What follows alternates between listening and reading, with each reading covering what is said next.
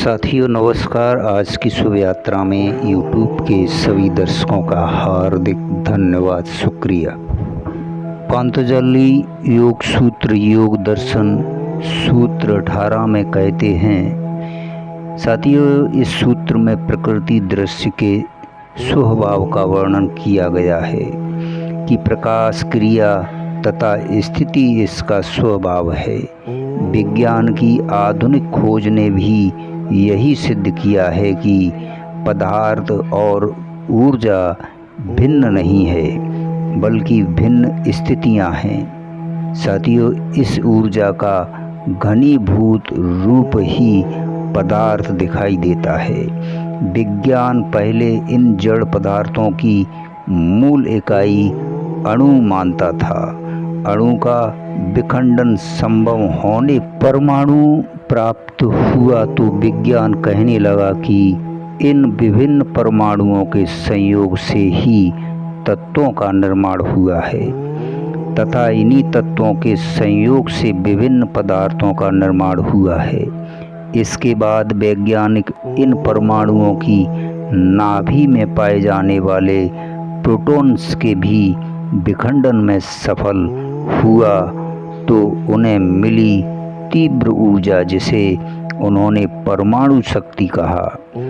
इस परमाणु शक्ति से यह भी ज्ञात हुआ कि यह परमाणु ऊर्जा भी कणों में पाई जाती है। साथियों जब इसका भी विखंडन किया गया तो ज्ञात हुआ कि इसमें केवल ऊर्जा ही ऊर्जा है, पदार्थ कहीं है ही नहीं।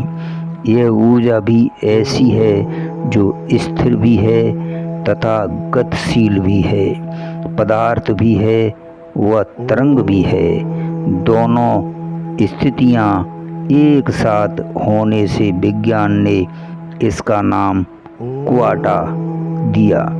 विज्ञान कहता है कि पदार्थ का कोई स्वतंत्र अस्तित्व नहीं है, यही ऊर्जा जड़ चेतन का कारण है। यह प्रकाश भी विज्ञान जिस ऊर्जा की बात आज कह रहा है, भारतीय आध्यात्म उसे हजारों वर्ष पूर्व जानता था।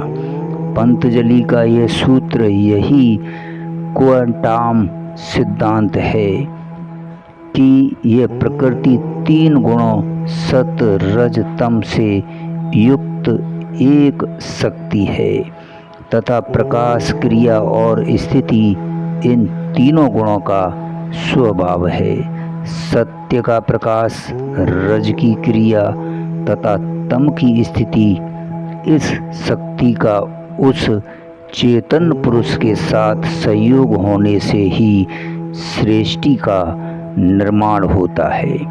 साथियों अकेली यह जड़ शक्ति का या प्रकृति सृष्टि का निर्माण नहीं कर सकती। ये समस्त भूत पदार्थ तथा इंद्रियां इस प्रकृति का स्वरूप है जो उसका साकार रूप है, क्योंकि यह शक्ति निराकार है। यही प्रकृति विभिन्न रूप एवं आकारों में प्रकट होकर जीव के लिए भोगों का संपादन करती है तथा दूसरी ओर मुक्ति की ओर भी ले जाती है। यही अविद्या तथा विद्या है जो इस प्रकृति के ही गुण हैं। साथियों आध्यात्म की दृष्टि से विज्ञान अभी शैशव अवस्था में है, उसे पूर्ण का अभी कुछ पता नहीं है। जो खोज हुई है वह महत्वपूर्ण अवश्य है किंतु अपूर्ण है। आध्यात्म इसे भी आगे उन सूक्ष्म तथ्यों की खोज कर चुका है जहाँ तक विज्ञान को पहुँचने में अभी 500 वर्ष और लग सकते हैं। फिर विज्ञान की खोज एकांकी है, वह भौतिक क्षेत्र में ही प्रगति कर रहा है।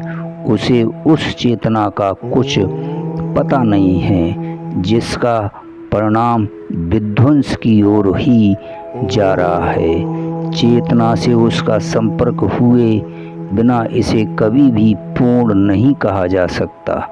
आध्यात्म केवल उस चेतन तत्व को ही सब कुछ मानता है। यह जड़ प्रवृत्ति उसी की क्रियाशील शक्ति है। दोनों के संयोग से ही सृष्टि है। बिना चेतन के संयोग के अकेली प्रकृति कुछ नहीं है। साथियों, जिस प्रकार बिना चालक के मशीन व्यर्थ है, उसी प्रकार इस सूत्र में प्रकृति की और अधिक स्पष्ट व्याख्या की गई है कि यह प्रकृति सत, रज तथा तम इन तीन गुणों से युक्त है। इन तीनों की साम्य अवस्था ही प्रकृति है। हम इन तीनों गुणों तथा इनके कार्यों को ही देखते हैं, सुनते हैं तथा समझते हैं। सतगुण का धर्म प्रकाश, रजोगुण का धर्म क्रिया, हलचल, गति तथा तमोगुण का धर्म जड़ता, स्थिति और सुषुप्ति है। इन गुणों की मात्रा भी भिन्नता से ही विभिन्न जड़ चेतन पदार्थों का निर्माण होता है। ये तीनों गुण ही प्रकृति का स्वभाव है। यही प्रकृति अपने स्वभाव के कारण ही निम्न 23 तत्व निर्मित करती है, जो इसका स्वरूप है। ये तत्व है 5 स्थूल भूत, आकाश, वायु, अग्नि, जल, पृथ्वी।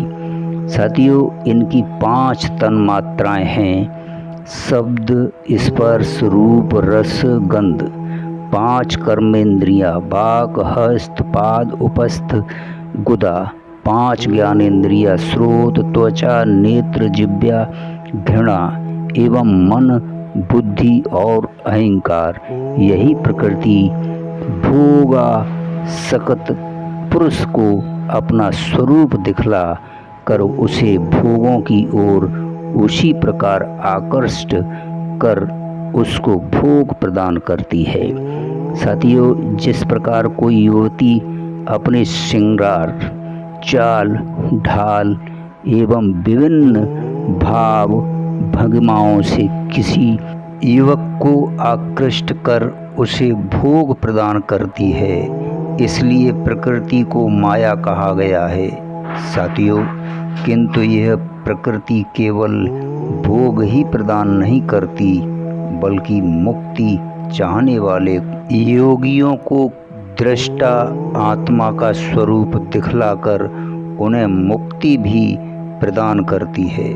साथियों, इसलिए इस प्रकृति का यह दोहरा कार्य है। जब यह प्रकृति साधक को दृष्टा का स्वरूप दिखा देती है तो स्वयं लुप्त हो जाती है, क्योंकि फिर इसका कोई कार्य शेष नहीं रहता।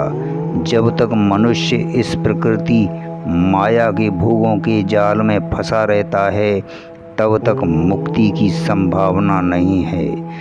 मुक्त होने पर माया अपना प्रभाव नहीं दिखा सकती। साथियों, प्रकृति के जिन गहन तलों का विश्लेषण आध्यात्म ने किया है, वह तक अभी विज्ञान की पहुंच नहीं हो पाई है। साथियों, धन्यवाद, शुक्रिया। आज की शुभ यात्रा में अगले सूत्र में आपसे फिर मिलते हैं।